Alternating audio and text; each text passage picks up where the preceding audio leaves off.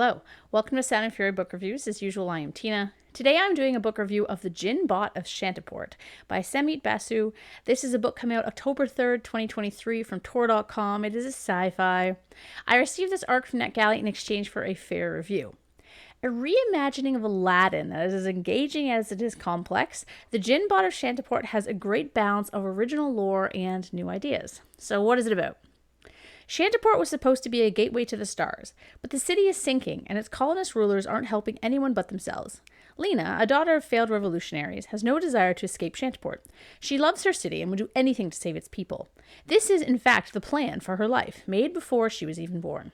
Her brother, Bador, is a small monkey bot with a big attitude and bigger ambitions. He wants a chance to leave this dead-end planet and explore the universe on his own terms, but that would mean abandoning the family he loves, even if they do take him for granted. When Shantiport's resident tech billionaire coerces Lena into receiving a powerful artifact rumored to be able to reshape reality, forces from before their time begin coalescing around the siblings. And when you throw in a piece of sentient off-world tech and the ability to grant 3 wishes into the mix, none of the city's powers will know what hit them. It took me a little bit to really get into this novel, but once I did, I thought it was absolutely fantastic. Now, my knowledge of the story of Aladdin is mainly the Disney version, which is what I based my reading of this book on. I watched the movie just about a million times as a kid. It was the first movie I remember watching in the theater, and Jasmine was one of my childhood heroes. I just showed the movie to my kids, actually, and while we did have to have a conversation about stereotypes, mainly because my eldest wanted to know what the disclaimer at the start on Disney Plus was about, the movie is still incredibly fun, and I still really like it, so...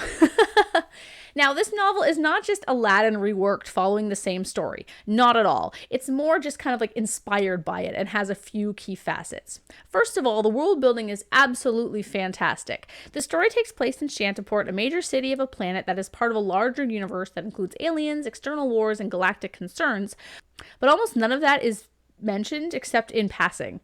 In this way, though I wanted to see the aliens a bit, the universe feels extensive and serves to ground the city's concerns.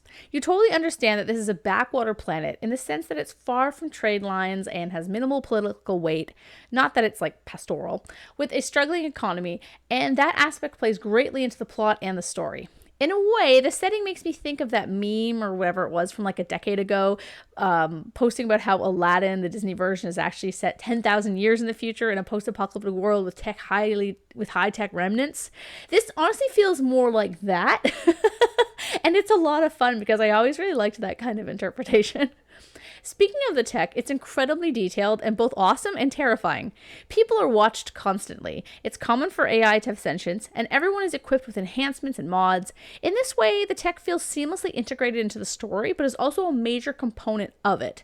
Basically, the world building is top-notch, and if you love high-tech stuff, but aren't like super into cyberpunk, this is the perfect balance for you. The writing style is wonderful because it's a mix of first person and third, but not in a way that you expect. We have the main character, who is a bot that 2 other characters befriend, who narrates the story. I can't remember their name. It starts with an M. I could go and get my tablet to check, but I'm too lazy. But anyway, because he's an observer bot called a story bot, which of course every time I read it I thought of the show Storybot, you know, the kids show. Storybots. Anyway, he's a storybot. So he's telling the story of the people that he's befriended. So he often dips into first person, but the descriptions of battles and other events is told in third person as he's watching it, but not involved in most of it. It's a great way to kind of play with POV, and I really liked that. In terms of the characters, the narrator was my favorite, and he was clearly based on the flying carpet. At least that's how I interpreted it. In a similar way, the novel includes several of the same components of Aladdin, as I said, and contains loosely based on characters. In this case, we have Alina, whom I originally thought was supposed to be Aladdin, but that gets twisted around. And then we have Abu, who is Bador. In this case, you know, as it says in the blurb, he's a super advanced AI monkey that can talk, and he wants to be an arena fighter. And Jasmine is Jaiful, a prince. The Jinn doesn't show up until halfway, though, and the Jafar character is fine as a villain, but the best adaptation here is that of Iago. I went, oh my god, this is amazing, and then tried to explain the situation to my husband, but he wasn't interested. I'm not going to spoil it by explaining it here, but it's wild, and I absolutely loved it. There's also a rather fun twist at the end between 2 characters that was, again, amazing in how surprising it was and how it felt to me like kind of a funny allusion to a scene from the Disney movie. I don't know if I'm reading too much into this as comparing it to that, but things just kind of like popped up at me that I was like, I wonder if that's referencing that, or I wonder if that's taken from that. And so if it is, then that's awesome. If not, I apologize, I guess. I don't know. I just had a lot of fun with this book. Now, I will say the writing, though, is a bit too reliant on description at times, and it felt really hard to engage with a few of the characters, Lena especially, because they kind of felt. Bador was made more sense, but Lena was very held back from everybody. And I wonder if that's supposed to be like a personality thing on her part, but it just kind of felt like I didn't know her and I didn't really kind of care about her as much. So I wasn't like super invested in her part of the story. Yeah, but I was so intrigued by the world building and the action scenes that I didn't really need that to remain kind of entertained. I didn't really need like a character study, I guess you could say. There were some long dialogue exchanges, though, that felt a bit didactic in terms of discussing sociopolitical issues that I could have done without.